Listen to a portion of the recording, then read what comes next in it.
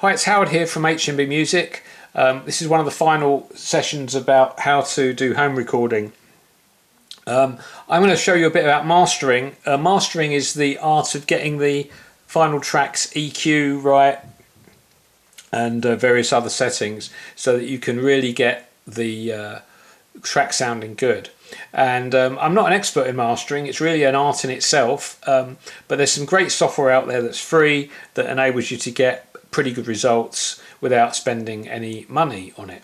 So I'll import this track, which I have, and once I've imported the track, I can do the mastering. So I'll import the track, and this one's called Detection.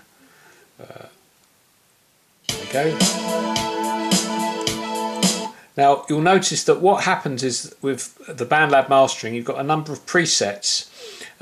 Some of them are free and some of them you have to subscribe and pay for. But there's one called Universal, which is the one I use most. That's very good. There's one called Fire, which is good for punchy lows and mid-range. One called Clarity, which is good for pristine highs and light dynamic expansion, it says, which is good for classical music. Universal's good for general rock music, and the tape one, it gives a kind of vintage sound, warm saturation with analog dynamics. So that's if you're trying to recreate perhaps something more from the 70s. And then there's also some other ones: natural, spatial, cinematic, and punch. Also, again, you can adjust the intensity of the effects, but again, the basic functionality doesn't allow you to do that without getting an enhanced version. But anyway, let's go for the basic version of, and we can hear the difference between the original and the mastered version. So here's the original, and here's the mastered version. The mastered version just sounds more live. This is the original.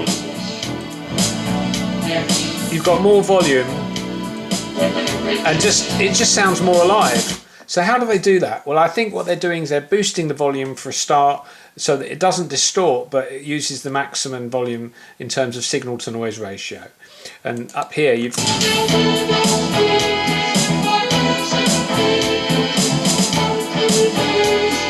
so you can really hear the punchiness of that mastering effect. Once you've got the mastering to a place you're happy with, and you like one of the presets, you can then export the track by just clicking on the export button, by downloading it here, and then you need to have an account if you don't already have an account to enable you to do that.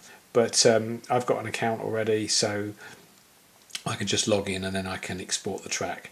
Once you've exported the track, you'll get a WAV file exported to your downloads folder, and you can listen back to it. And again, you'll probably find then you need to make some fine tweaks to the track and go through the process again to get it about right, because once you master a track, you may find some of the individual sounds are up or down in volume compared to what you thought they were in the final mix.